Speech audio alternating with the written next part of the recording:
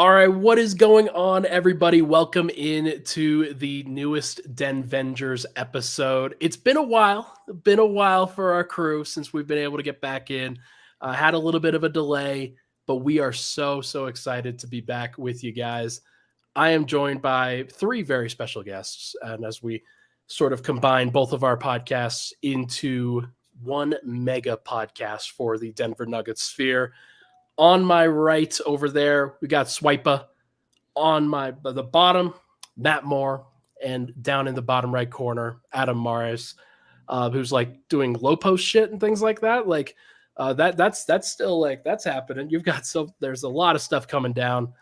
But we are so excited to be able to bring this back, as by popular demand, everybody has been so excited to get this back on track.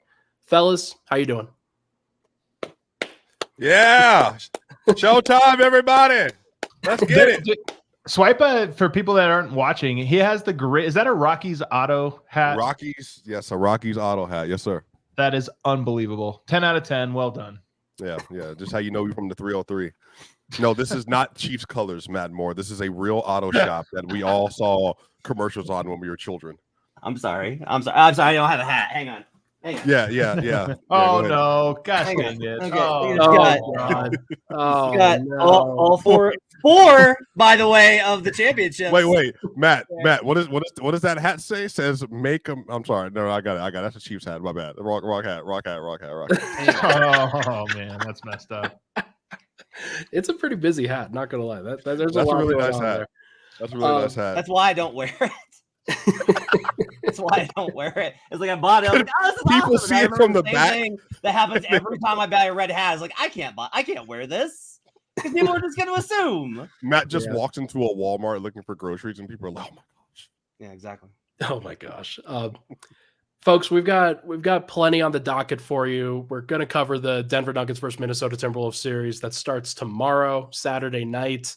There's a lot going on. There's a lot of different layers that we can get into. If you are familiar with the episodes that we recorded last year, these sort of take a similar tone where we'll go through a bunch of different methods of preview, different X factors, what we're looking for in this series, and then give some predictions right at the end. So make sure to stick around to hear where we're at for our predictions. But I'm very excited to get into this with all three of you. First question I have on the rundown, is this going to be the toughest team the Nuggets have faced in the Jokic era in the playoffs? Because I think that there is a strong argument for it to be.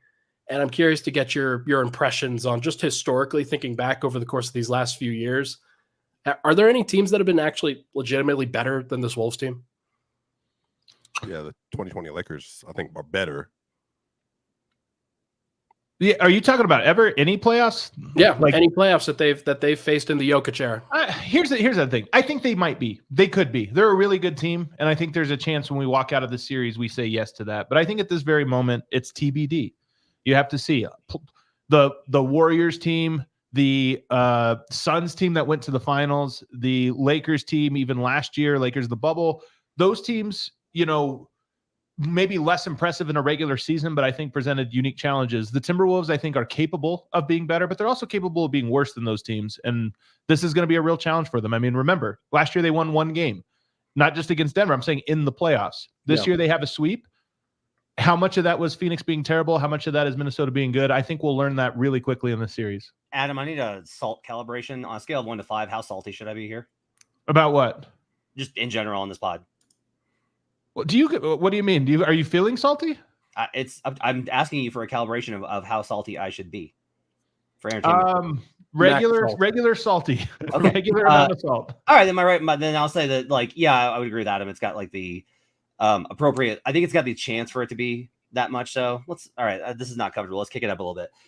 Look, throw some pepper on there now, Matt. So look, the toughest series is if you're facing Anthony Davis in the bubble after he's had 3 months rest and he's able to hit jump shots, you're never going to be able to win. Yeah. So if you actually have to face if that Lakers team had to actually go on the road or actually had to play through an 82 game season, then no, I actually think this Wolves team is probably a little bit better, but they faced was essentially the perfect version of the Lakers where there's no crowd, there's no pressure, it's not hard, and Jokic wasn't quite ready yet. But like if we're talking about like actual like level of playoff intensity and the actual roster, I think that this Minnesota team matches up. Now, I think LeBron was the best player between those two series, right? But I think that's kind of the question. Now, what's interesting though, Kim, I don't know if I can say that the Warriors this Wolves team is better than that Warriors team that won the title, and that the Warriors team no longer looks as good because lost the second round last year, missed the playoffs this year. But that was like the last moment where that team was viable, and that was still like extremely awesome Draymond, extremely very good Clay. Jordan Poole was viable. Steph was still peak powers. You know, that roster, and they had veterans. Andrew Wiggins, who was actually great, was really good, right? Like that's the time. bigger outlier than Anthony Davis. So like I would actually rank it probably Warriors 2022, and then like Lakers and Wolves are in the same tier with like you can say the Lakers are better, and that's totally fine. But I do think this is I think this is a championship caliber Wolves team that the Denver Nuggets are. I would say I think you're right. But again, this is the playoffs kind of tell the truth. And so I would bet on them to be that. But there is always a chance that there's a team that you think is that, and then they're not. And we're going to find that out about the Timberwolves here very quickly. Cam? Yeah. I would never think. I think I always take peak LeBron and peak AD and that KCP, Caruso, Rajon Rondo, Dwight Howard, JaVale McGee, Kyle Kuzma. I mean, they just presented so many problems to the Nuggets from top to bottom. So I would definitely say them. I think the 22 Warriors that Adam talks about, they were a great team. I think Gary Payton II shot 60% from three in that series. And he killed him with a lot of backbreakers in the corner. Andrew Wiggins was incredible. That rebound that the Nuggets did not get, he was securing the boards. Draymond was especially really good the first couple games of that series.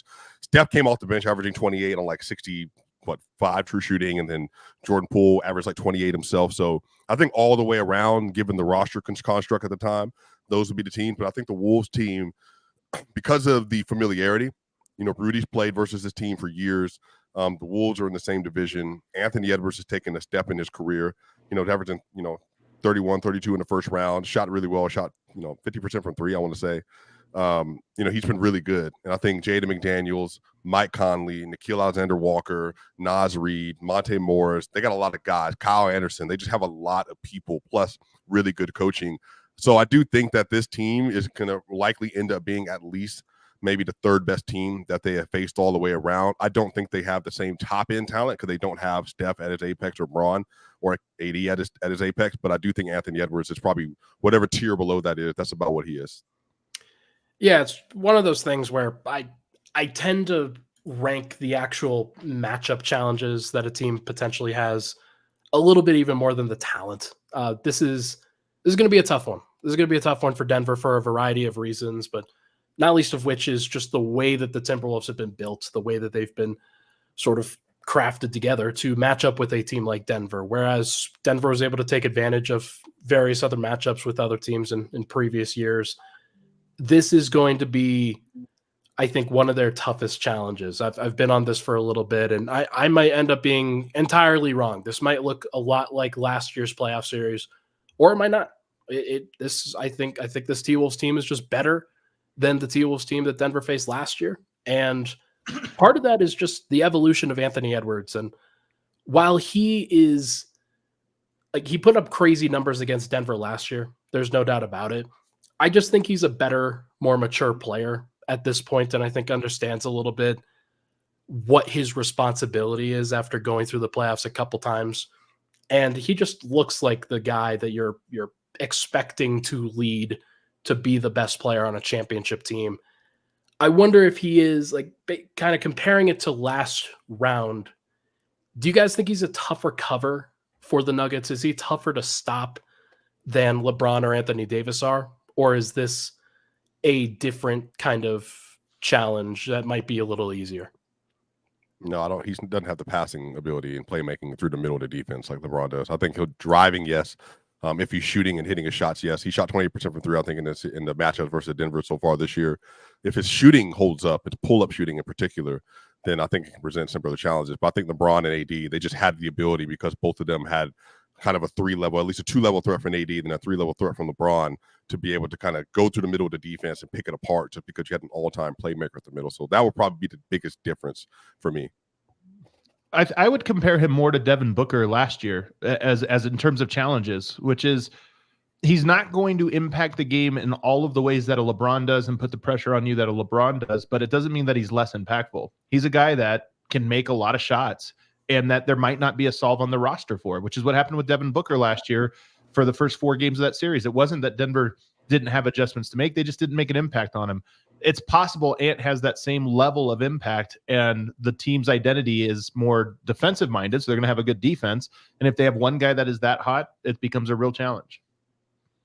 Yeah, I think it's good points by Swipa and Adam. I think the big key differential is that for, in Swipa's estimation, like LeBron was passing to a bunch of yo-yos and Anthony Edwards is actually passing to capable NBA players, like playoff caliber guys. Like they got 16 gamers on there. And the Lakers had like 2. And so for me, that's like a big differential in terms of how this shakes out. I do think that with where Jokic's defense is at this year, and I don't know the answer to this. I don't know how much of it is him conserving energy. I don't know how much of it is scheme called by David Adelman. I don't know, or Ryan Saunders. Like, I don't know. Like, when you wait, are you saying Jokic's bad defensively this year? I think in the playoffs he was, and in the Minnesota matchups he was. Yes. Okay. Because Ant got the edge on him, like really consistently. I don't think this was a great Jokic year defensively overall, despite some of the numbers. I wrote about that in the MVP thing. That said, if he levels up and they're able to just contain, then they can slow them down considerably. Because I do think it's going to be one of the problems is Conley's really good and can fill in the gaps, but like Mike Conley can't just be like, all right, here we go, bread and butter, pick and roll for 8 minutes. That's not what Mike can do. Like Ant can go at you over a stretch of 4 minutes and just attack you and attack you and attack you.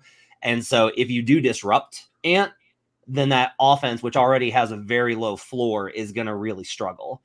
So this is like a good challenge for them finding the answers, whether it's KCP just having a better series than he did in the regular season against them, or AG, or Christian Brown, or Peyton Watson. If they're able to find those answers and Yoke's able to contain very well to disrupt and stop Edwards from getting perimeter penetration, then the Nuggets are going to be in a really good spot in the series.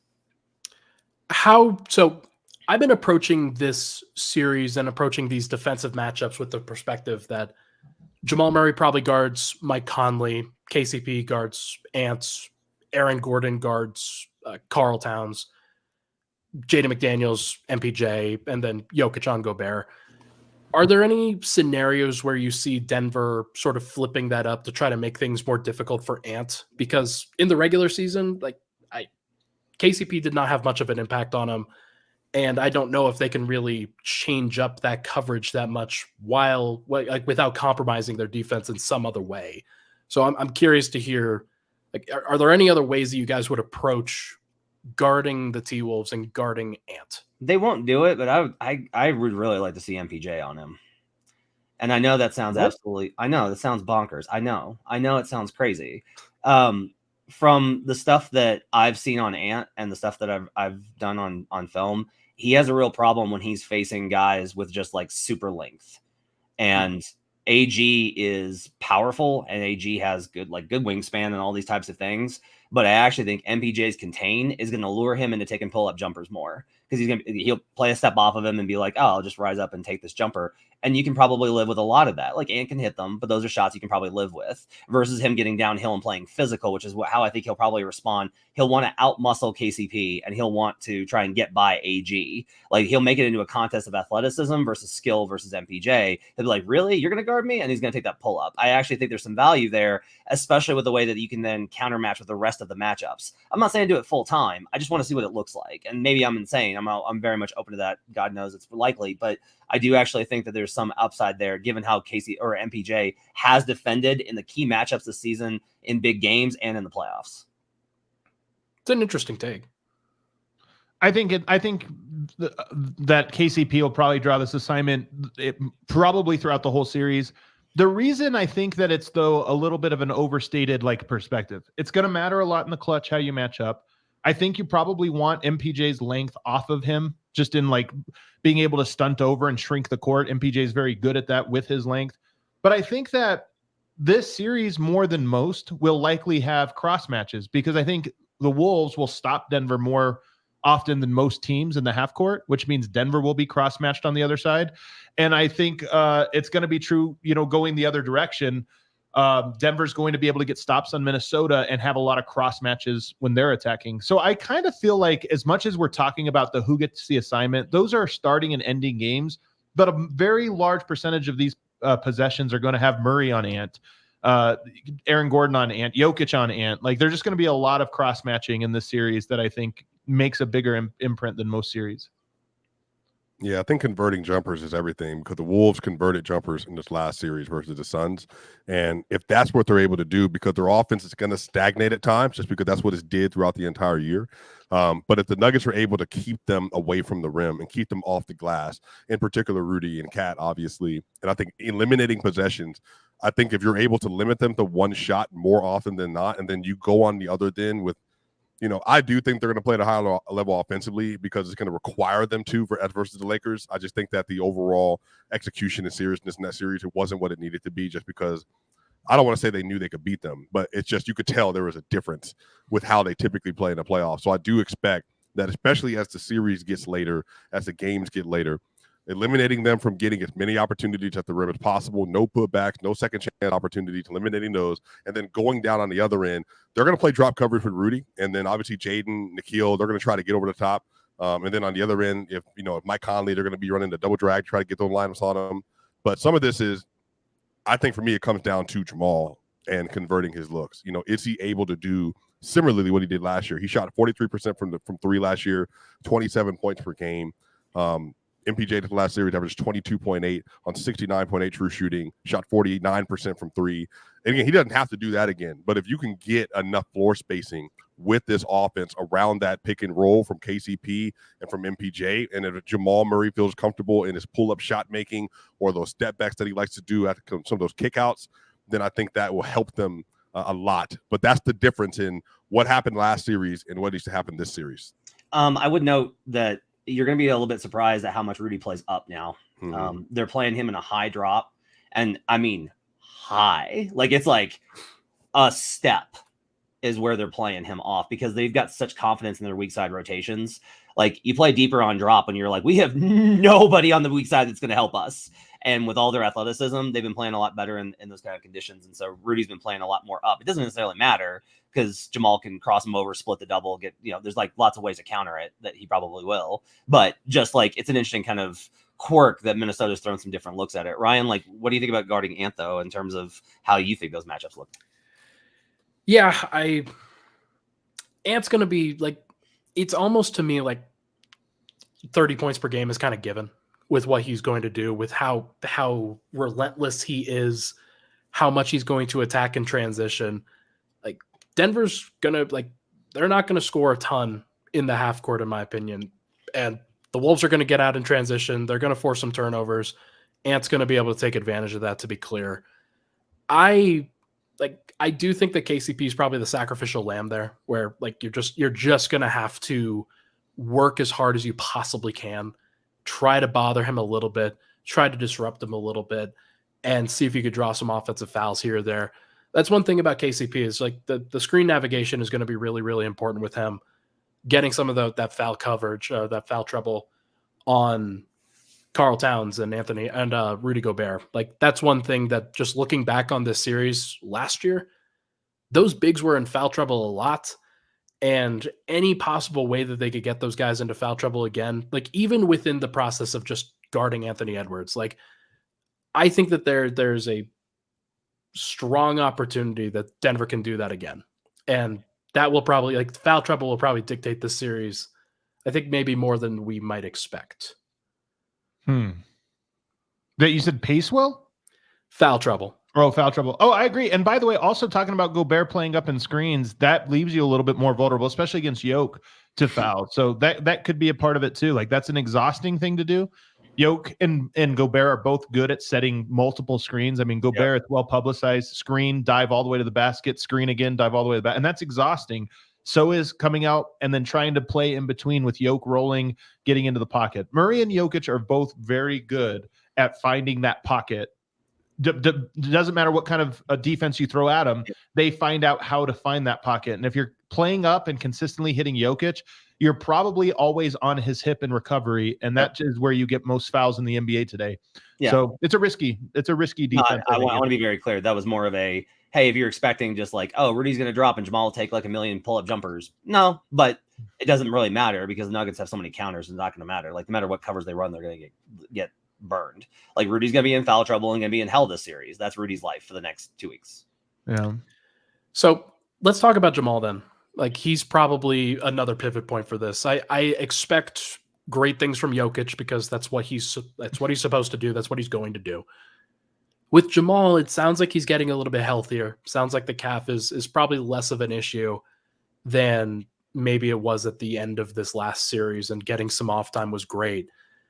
But the problem, of course, is that Jaden McDaniels, Nickeil Alexander-Walker, Rudy Gobert, like all those guys are just going to be hell to have to navigate on a consistent basis.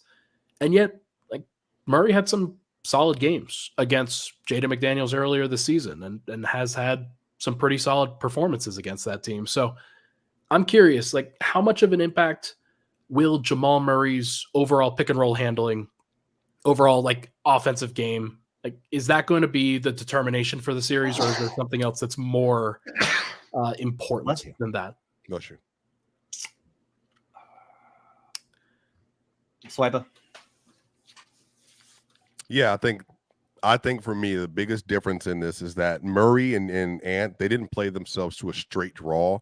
Murray's a better playmaker. Ant was a better scorer last year, but I think getting 27, 5, and 6 from Murray and then 31, 5, and 5 from Ant, you know, I think if Murray's able to play at his normal playoff level, meaning like the shooting is there, like the shooting is available to him, again, you know, he dropped basically 12% in his true shooting from the end of this regular season to the playoffs. And I attribute a lot of that to it didn't look like he was comfortable.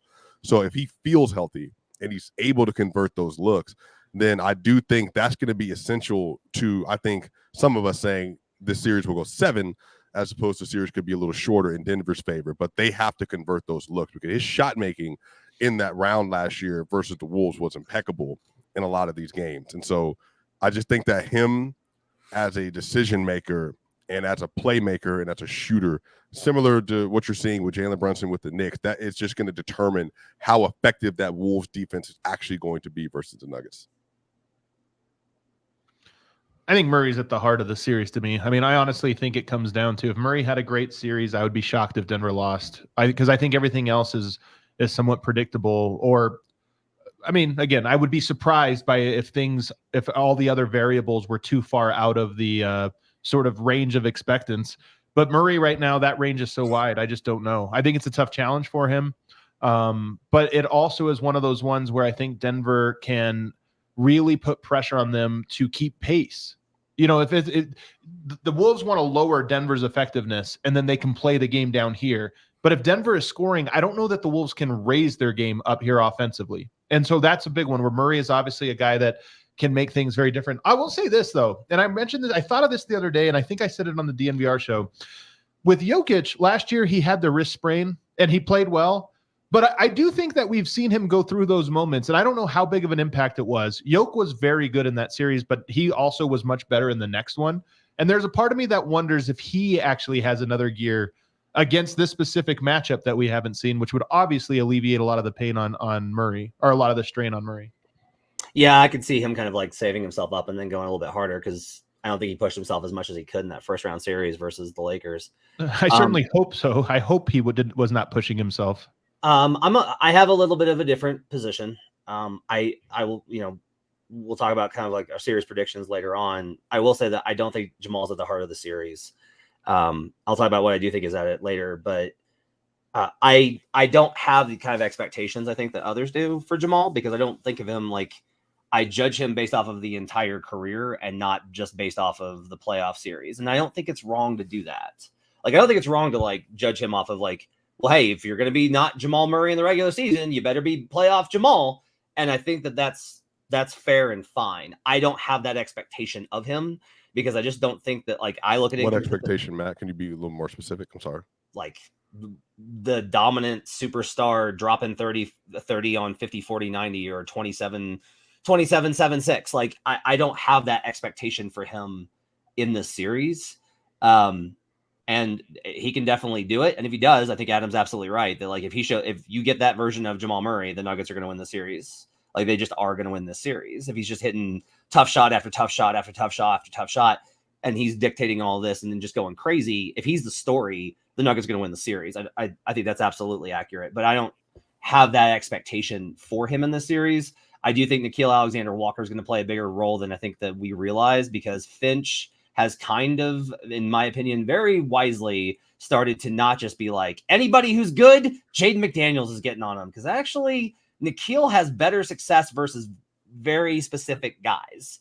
And so having Jaden as more of a help defender and having Jaden do that part, other types of things in order to crowd and help, that I think, especially with their, I've talked about this a lot on buckets, of their matchup zone on the weak side it's so good. Like they have such great principles in their matchup zone stuff that having Jaden as a help defender, I think really is great there. And Nickeil is a guy I think that really gets under Jamal's shirt and is really problematic. So with that said, like I think this is a very high bar for him. And you go like, well, Jokic is facing the multi-time, soon to be another time DPOY. I'm like, yeah, but I have higher expectations for Jokic because Jokic does it every fucking game. So like that's like a whole thing where I have different expectations for Jokic than I do for Murray. And while I think it's awesome what Jamal did last year, I'm not necessarily going to expect it until I start to see it happening. And we did not see that in the first round series. So I don't have that expectation going into this. Do you think that's more associated to the shot conversion? Because he averaged 23.6, I believe, with 7 assists a game. But he shot, basically 40% from the field over the course of the series and 20% from three.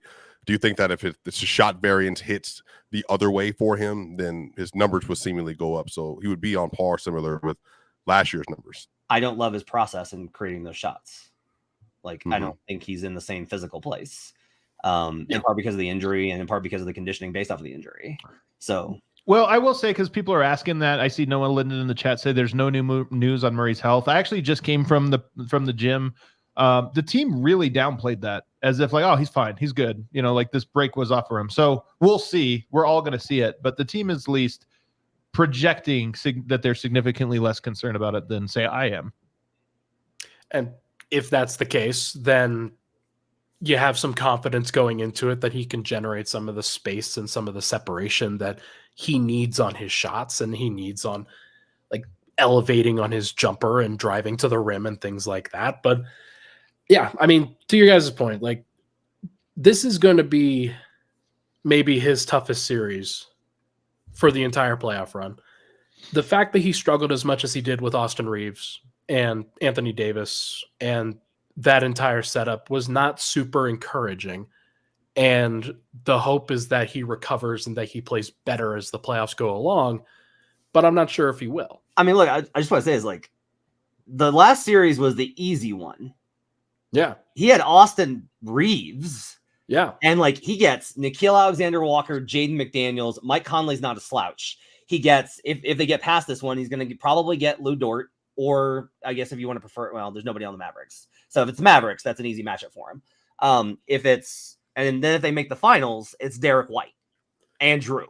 Like this is a nightmarish playoff run for Jamal. So I think, and then look, if he rises to that level, it's only going to add to the legend of playoff Jamal Murray.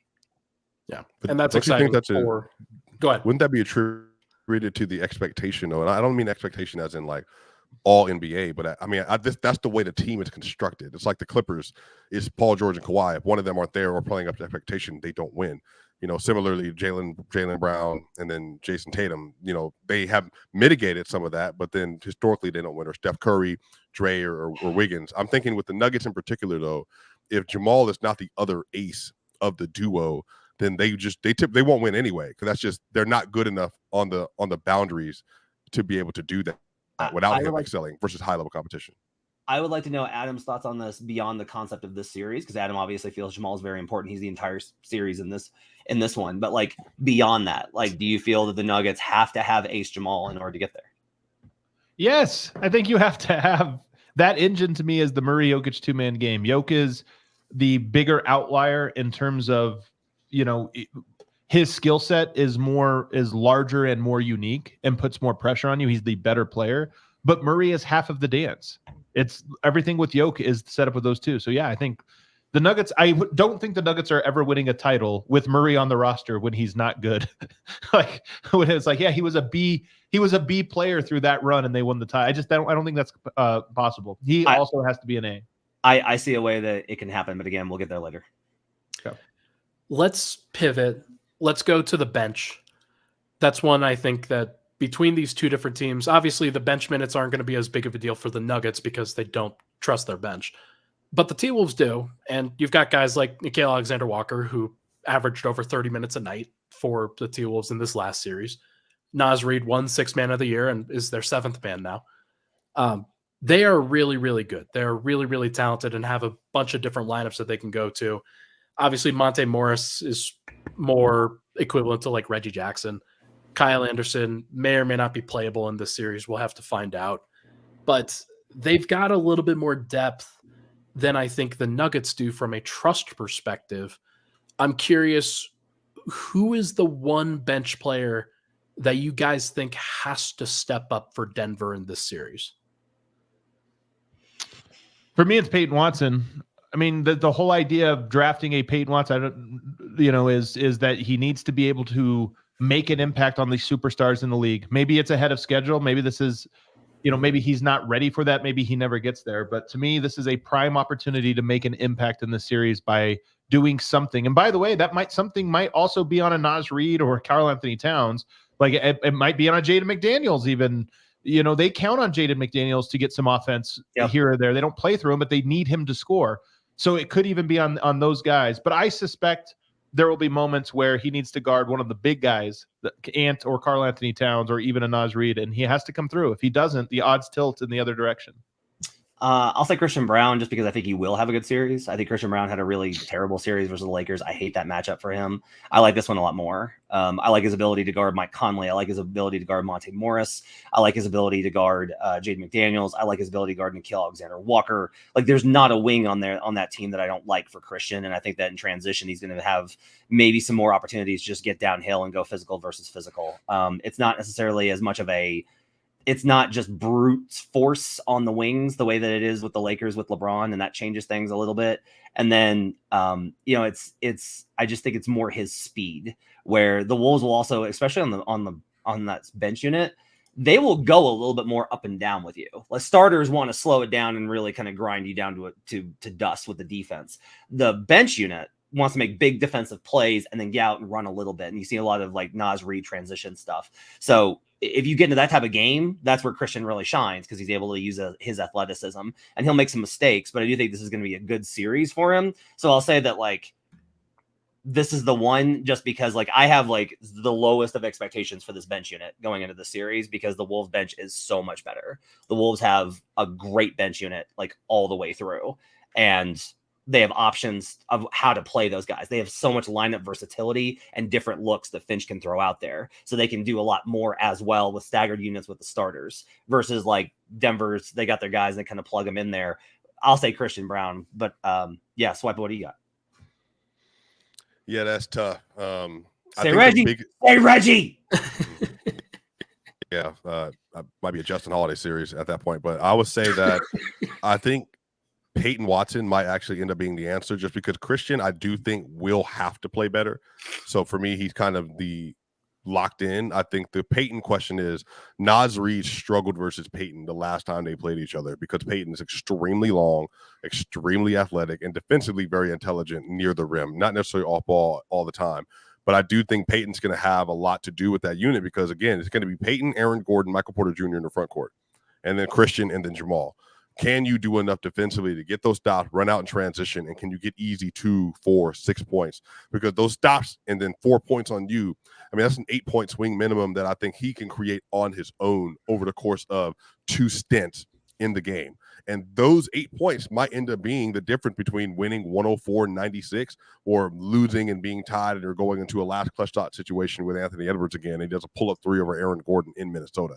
So a lot of this is I think Peyton has the ability to impact this game defensively at a high level. And because he's such an athlete, the Nuggets with the second unit are running. They're running everywhere.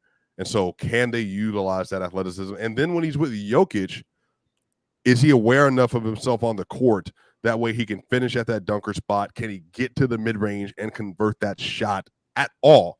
And again, the more he does offensively, everything else is a plus, but it's defensively, he has to lock in and do his job. And I do think that he will be able to do that to some degree. I mean, I just want to say that I think Peyton's going to have a good series too. It's weird because I think the Wolves as a unit will be better with the bench. I think they'll win the minutes. If they don't, again, Denver's going to win comfortably. But I do think that Peyton and Christian fit very well in this series. I think they're going to have very good minutes. I especially think that the staggered minutes, which kind of struggled in the first round series when it was Jokic and the bench unit, I think those are going to look a lot better in this series. I think that those units will do very well. That'd be the hope. That's the hope for this thing, because Denver had to rely so heavily on the starters in that first round, and they put that lineup together with the starters, and we're like, hey, we're just gonna ride you guys, especially in that game 4 and game 5.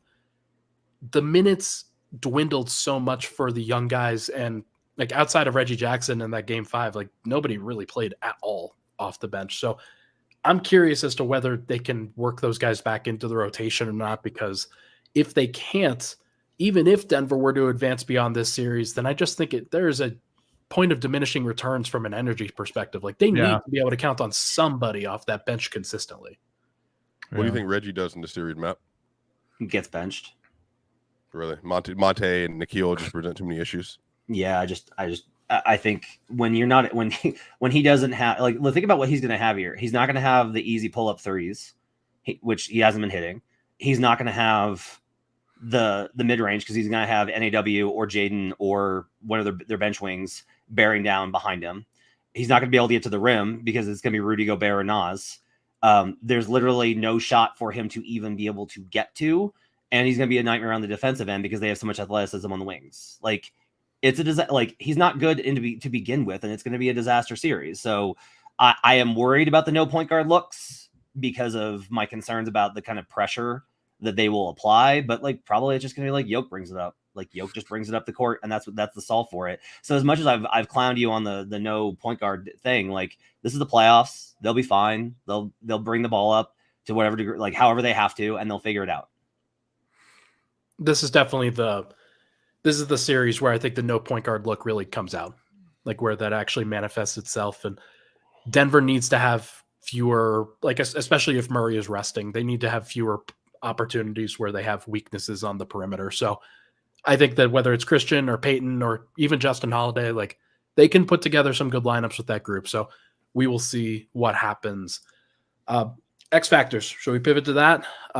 X factor for the Nuggets or X factor for the Timberwolves in each of your guys' opinions? I'll say the X factor for Denver is going to be my temptation is always Aaron, and I think that he's going to have opportunities to make plays and be a passer in the series. But I'll say MPJ just because he's playing the best of any Nugget right now relative to their standards. At least he was in the first round series, and series starts at 0, everything resets. But look. The good things is, as much as that first round series showed that, hey, contested jumpers versus Minnesota, maybe not the best idea, Phoenix. Yeah. You do have to take them, and you do need to make them. And there is no better contested catch and shoot guy on Denver, and one of the best in the league than Michael Porter Jr. So his ability to just hit back-breaking 3-pointers is massive. I really like the way that he's played defensively. I really like the way that he's played in terms of crashing the glass, being able to take advantage of offensive rebounds. There's a lot of opportunities here for Michael Porter Jr. to make big plays, and he's been so locked in and played so well that I'll go ahead and I'll say that he's my X factor for the series. Adam? I think karl-Anthony Towns, I don't know if he's a factor or an X factor, but to me, this has the potential to be a big series for him. And part of this because I keep looking at Aaron Gordon and what his role is going to be and all the different assignments you could potentially throw at him, including backup center. But that all gets thrown off if Towns is a good enough offensive player. I mean, you saw Anthony Edwards talk about him as he's the key to their team. He's the one that elevates and makes their punches so potent and their depth so potent. So they need him to have a good series. And if he does, I think it doesn't take away Aaron Gordon, but it does occupy him. It gives him a fire to put out. And he's such an important piece that if he has to focus on one fire, then everybody else has to pick up the slack everywhere else. So I think Karl-Anthony Towns is a huge X factor. It's a good point. Also, foul trouble. Hold guard yoke and use Rudy Gobert as a roamer only works if you're not drawing fouls nonstop. I mean, we saw that they try the same thing with Kyle Anderson, even with Gobert on the floor, and Yoke puts fouls on him every play down the court. He cannot play in this series, and if Finch tries him in game one, the Nuggets are going to win. But I think that Yoke probably knows this as well about Towns, of like, okay, if they're going to do this, I have to put him in position to either get cooked or foul, and both of those are favorable for Denver. So that's why I think he's a big X factor on both ends. Yeah, I'll roll with Porter as well, just because Porter's shot volume is going to be there, and he performed well lately, at least one of the games versus the Timberwolves. And again, if Murray is able to play at his level, and then Jokic is doing Jokic, and again, I would even expect him to be a little bit different in this series. I think the engine is going to run a little hotter in this series. If Porter is making them pay, then it throws off everything for them defensively. Because they're just not going to be able to be as disciplined with some of the things they have, because he's just going to be such an oddball out there, like hitting shots or getting to the rim and finishing. And then he converted really well at the rim versus the Minnesota Timberwolves last year in the first round. And that was such a game-changing thing for them and changing how their defense was being played. So definitely Porter. On the other end, look, Cat averaged 19 and 9 last series and then shot 52% from three. That's a backbreaker. You don't want him doing that. Cat traditionally has not been great in the playoff, but he's been giving a lot of effort defensively since he's come back. He's been converting. He stepped into a different role this year. So I do think if Aaron Gordon can at least make that a washout where he's not, that big of a threat for them when he is out there. And then those small ball 5 units, again, can you still mitigate Cat's ability at the rim? Everything is going to be switch. Now, that's going to be the biggest difference as well and this is where I kind of side with Matt. No Jeff Green in the series, it matters, because Jeff Green had the size and the strength to be able to play that switch 4-5 last year with Rudy and them. And that made an actual difference defensively versus Cat. So, Peyton Watson and Christian Brown and them, he's going to have more opportunity this year than he did last year. For the Wolves side, I'll say that Nickeil Alexander-Walker, I think, is a huge swing here, not only because of the defense I mentioned on Jamal, but he's a great shooter, and he's going to have corner looks because of the Nuggets. That's like one of the few weaknesses where you can kind of get to is you hit the right sequence on Denver and you can get to that corner three. And I think Nickeil's going to have a big series hitting threes from the corner. Undoubtedly. By the way, I think I'm going to turn that Swipa segment into an NFT for Matt there, saying that Jeff Green is just a very key factor that they're going to miss for this upcoming series. For that reason, Aaron is my X factor. I wrote about it earlier today. Basically wrote like 2,000 words on it. Like, he is so important for this series for a variety of reasons, but not the least of which is the Suns the T-Wolves against the Suns average nearly 40% offensive rebound rate in the half court against the Suns. Like, that's insane. It's about as good as you could possibly get. And they overwhelmed the Suns with size. Now, when it's Joker out there, when it's MPJ and Aaron Gordon, they're not going to have that same advantage. But when it's Aaron Gordon at the 5, Peyton Watson at the 4, MPJ at the 3, whatever, it's going to be a little bit different. So I think Aaron is so important for this series for that reason. He's got to be able to draw Rudy Gobert out of the paint at least a little bit on the offensive end. He's got to be able to make him pay when he rotates over too much and then dunk the ball behind him. There are so many ways that Denver can try to manipulate the offensive side of things with Gordon as a screener, as a playmaker, as somebody who connects things. But I do think that it's on Aaron. Like, Aaron's got to find opportunities to impact the game within the opportunities that he does get, because it's not going to be a ton. It's obviously going to be Joker, Jamal, MPJ taking like 60 shots a game between the three of them. But like, Gordon's a big piece of that, and he's going to be on the floor for 40 to 45 minutes a game. Ryan putting pressure on Aaron, Adam putting pressure on Jamal, me putting pressure on MPJ. We got counter agendas rolling today. Playing all the hits. I guess we should probably wrap up now with series predictions. This is going to be, like I said at the top, I think this is going to be the toughest series that the Nuggets have played. The difference is that Denver's just a better team than they were in some of those past iterations, and they're much more confident, and I understand how they're going to approach this thing. But I'll start with Swipa. Series prediction for like who wins and in how many games. Yeah, I think it's gonna be a really good series, really competitive series. Some might say Matt Moore most competitive 6-game series in NBA history. I do think that the Nuggets get this done in 6. You know, I've watched the Timberwolves all year. I do think that fourth quarter offense is going to come down to some really advanced shot making from both teams. The Nuggets have just done it. They've been there. You know, even listening to Jamal talk about in the practice yesterday, and just the level of confidence they seem to have in what they're doing. I don't think they think this team take them lightly at all. They believe them. They know that they're a very good team. And also, too, like, you know, y'all heard my methodology before. If you got the apex player in the generation and they're in their prime and they have a healthy roster around them, I mean, you got to fight like absolute dog water to beat those players. And right now, he's the most unsolvable player, arguably in modern NBA history, unless you want to count like 2012, 13 Bron. So I think when you have that on your side, as you know, doubtful as things might be, at the end of the day, like if you just have no solve for someone offensively and he's hitting his shots, and then you got the 2-man game working, you know, there's just a lot of issues that they're going to present. So I do think this is going to be close. These are going to be close games, but I do think that the Denver Nuggets gets it done at 6. The thing, I think it's a good point about this being the toughest series, but one thing I would point out, I think teams and players, superstar players in particular, either wilt in the big moment or they step up in the big moment. And Denver didn't really have big moments last year in their run.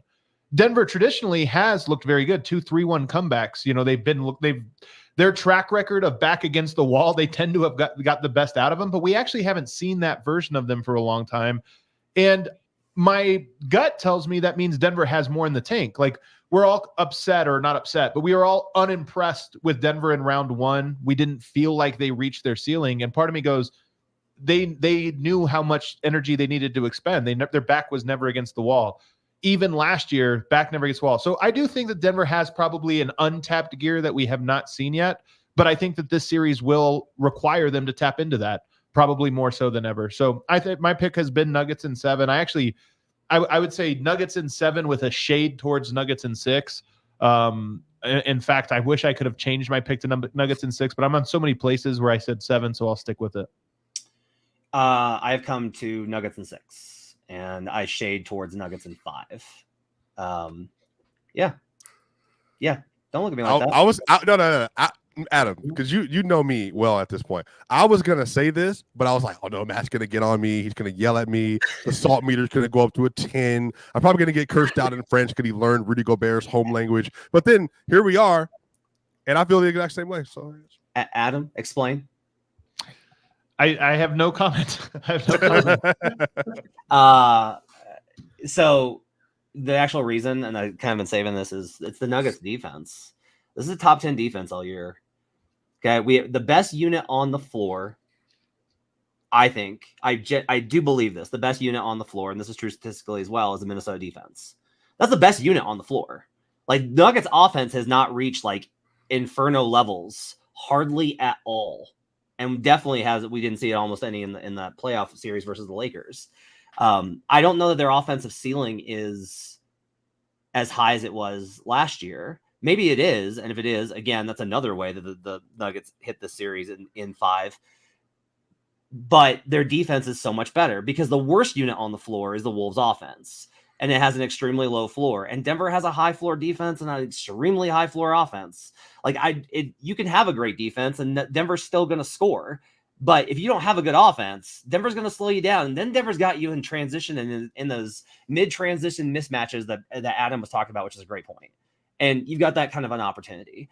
I don't think Jamal has to have a great series and the Nuggets can win. I don't think that Joker has to dominate and the Nuggets can win, because all they have to do is be able to play a better brand of team offensive basketball than the Wolves, which the bar is low on that, and Denver can get out of this series. You combine that with the fact that I love the game flow for this series as far as what the season-long trends project. And like, it doesn't have to follow that. Each game is individual. But like, the trends have been that the Wolves lose the first quarter, they come back in the second, they take the lead in the third, and they hold you off in the fourth.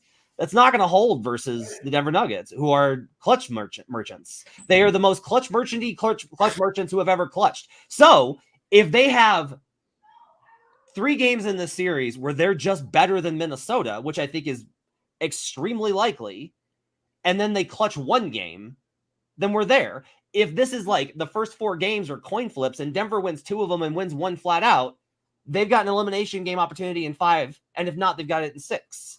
So I love this Wolves team. I love the matchup. I love the spirit that the Wolves play with. I love so much of their defense is the most fun defense to watch for me.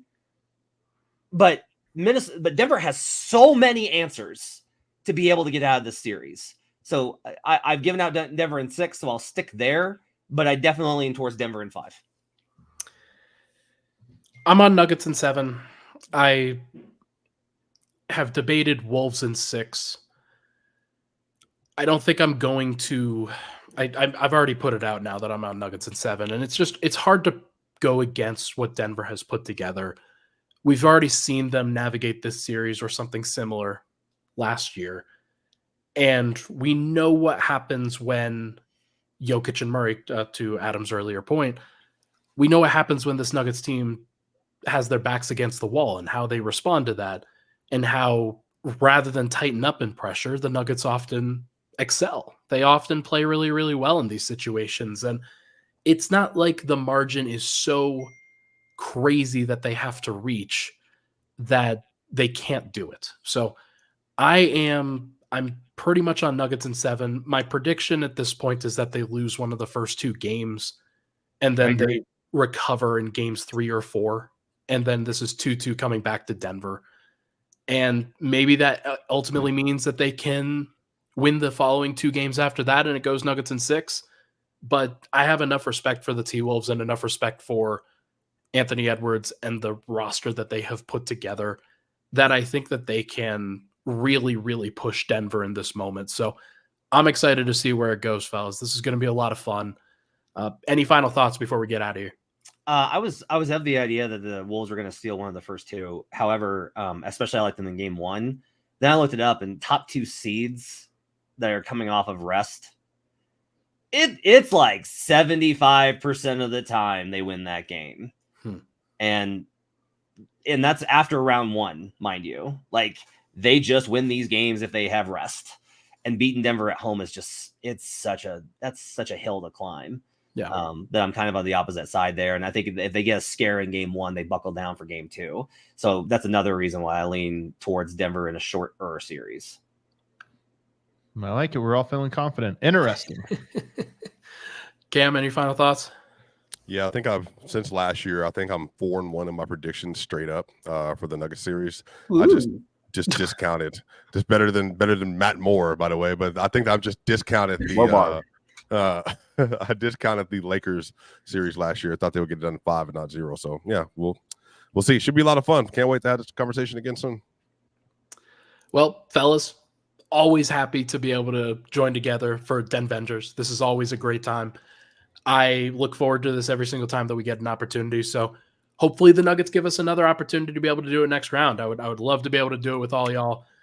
For everybody in the comments, hit the like button, hit the subscribe button for each of the channels. Locked On Nuggets, Mile High Sports. Really appreciate everybody for stopping by.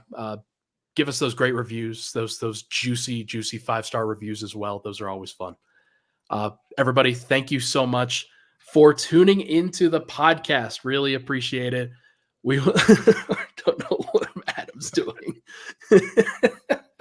Everybody, we'll talk to you guys very